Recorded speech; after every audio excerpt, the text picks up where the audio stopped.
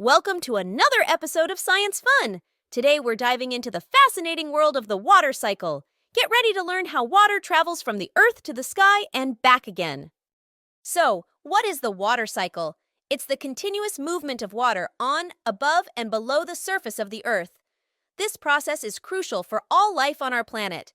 Let's break it down into four main stages: evaporation, condensation, precipitation, and collection. First up, we have evaporation. This happens when the sun heats up water in rivers, lakes, or oceans, turning it into vapor or steam. This water vapor rises into the air. Next is condensation. As the water vapor rises higher into the atmosphere, it cools down and turns back into liquid droplets, forming clouds. This process is like your breath fogging up a cold window. When clouds get too heavy, they release the water as precipitation.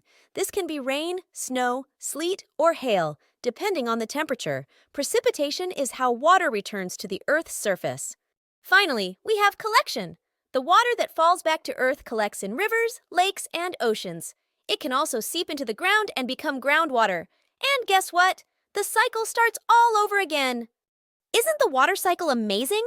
Here are a couple of fun facts. Did you know that the water cycle helps regulate our climate and that it's been happening for billions of years? Incredible, right?